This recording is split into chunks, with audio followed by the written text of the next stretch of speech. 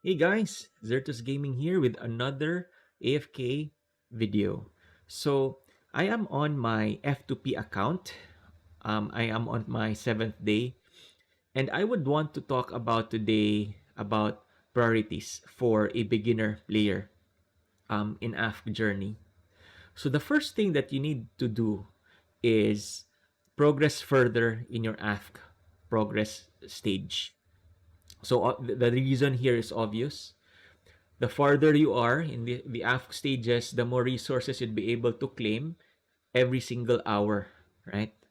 And so you should try to attempt the last stage that you'd be able to clear. And if you can't clear a stage, there's one thing that you can do is ask for help. So there's like a world synergy um, button there, and share your map, and then people would share their heroes to you, and you can clear that stage with 6 heroes, including the one that was sent for you to use. Essentially, you're like renting out that hero, and you can only do that once a day. And but after having tried 10 times and you already have exhausted that the call for help, essentially, then I suggest you do other activities. And the next priority that you need to do is clear your dream realm, so that you'd be able to get these rewards, upgrade your equipment, especially your weapon. So, depending on your account, but most of us would actually use Cecia as the main damage dealer. If ever you're going to be able to get this treasure chest, I always upgrade my Cecia or the marksman weapon to its highest level, because that would help me progress faster. And also, um, if you attempt clearing the dream realm, you'd be able to hopefully get um, your rewards.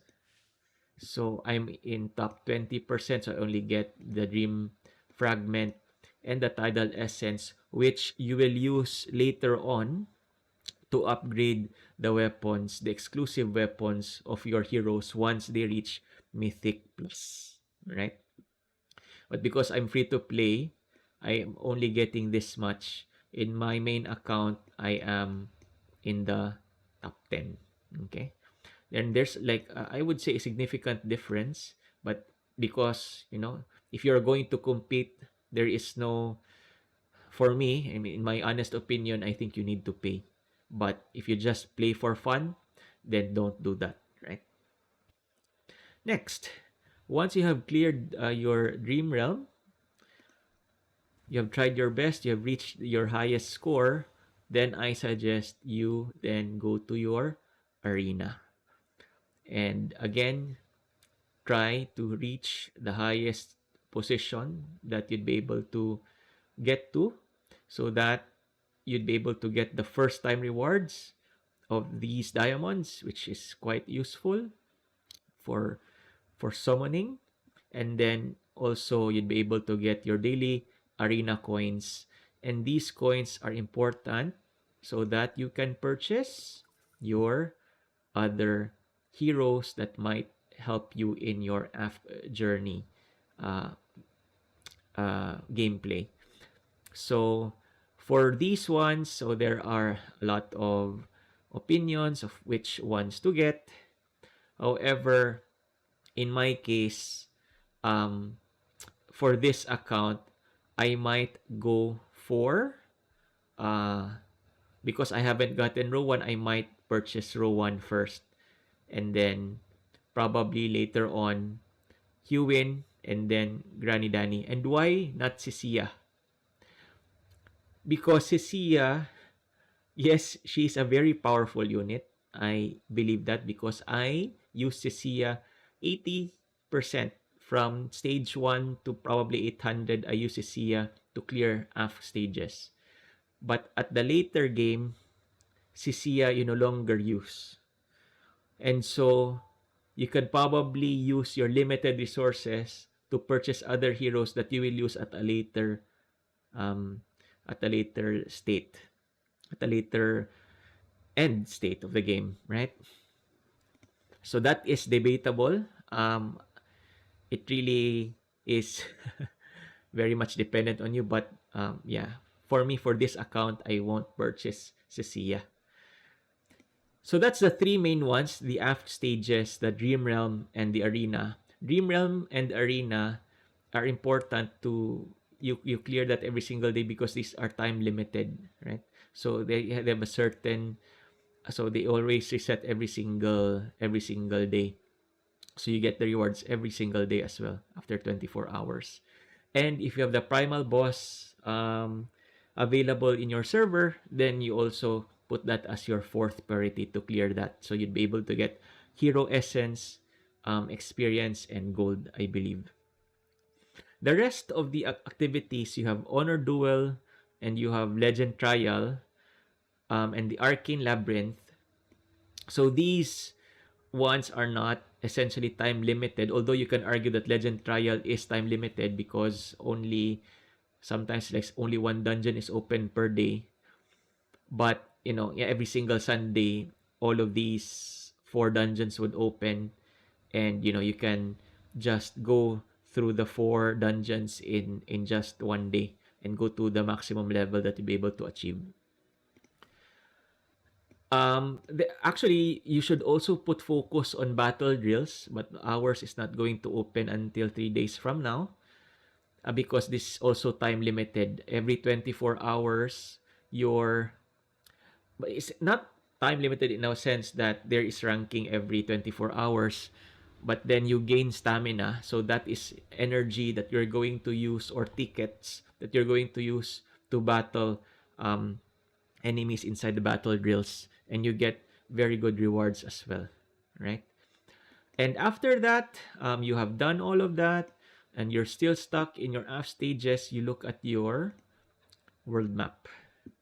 Now, of course, you can do your story. You can attack the mobs. They also give some currency and gold. So why would you want to do that? Because you can actually exchange that currency in this special shop in Holystone. So you can purchase experience tomes and A-level shards, and even some equipment. And it is limited by the amount that you have purchased. So the rest of these are still locked because I need to purchase an equivalent amount of 4,035. So what I can do is probably buy this shard. And let's see if I can get OD. That's the one that I want. No, that's Lucius. So yes, by attacking normal mobs, you gain this currency so that you'd be able to purchase items here for you to be able to upgrade your account.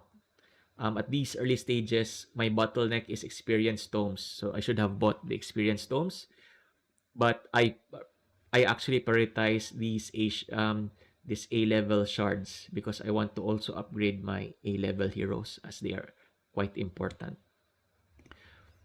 And there's also another shop here that you can go to. This guy. So this guy sells equipment.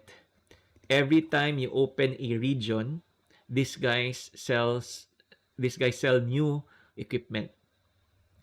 So in this case, he is selling helmet for my marksman. That's for Cecilia, so I'm going to purchase that and buy this one as well because I'm using Ardent.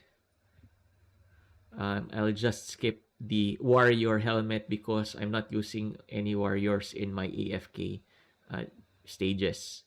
And once I open Dark Forest level 5, there would be new items here. Just be careful with your gold because in the later part of the game, I think I had in 2 or 3 I had like 2 or 3 days that I absolutely had no gold because I kept on buying equipment here which I should have not, because it's already late stage. I can upgrade my equipment instead of buying it, right? So after doing that, you have done your normal mobs, you have opened the map. One of the more important mobs that you should actually clear are these chests, right?